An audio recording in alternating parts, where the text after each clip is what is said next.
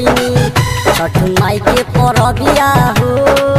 फल फूल पकवानी से देखा सजल हवे दौरिया हो। बड़ी धूमधाम से हम उठैनी छठ माई के परबिया हो। फल फूल पकवानी से देखा सजल हवे दौरिया हो।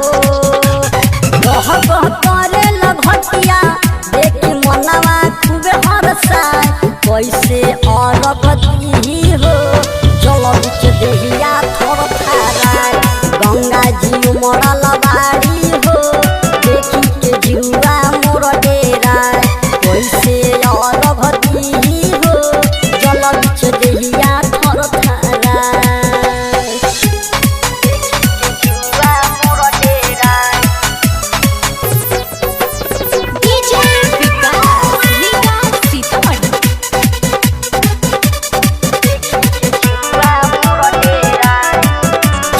घाटे देख बाजाता बरहो बजनवा।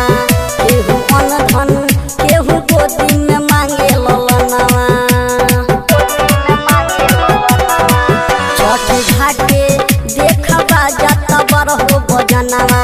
केहू अनधन केहू गोदी में मांगे ललनवा। बन के अइले भिखारी सबे असरा लगाए। कैसे अरग दी हो जल बिच देहिया थर थाराए। गंगा जी उमड़ल बाड़ी हो देखी के जीवा मोर डेराए।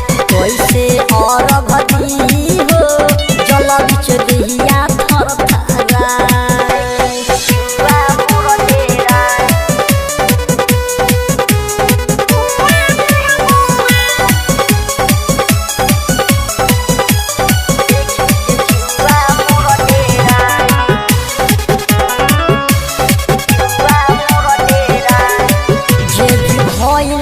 माफ कर तुम्हारी गलतिया काहे उमड़लू।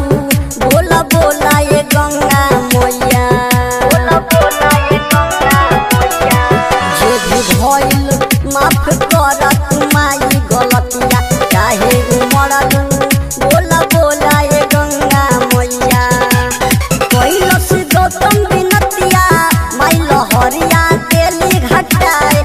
आदित्य अरग देहब हो गंगा मैया गई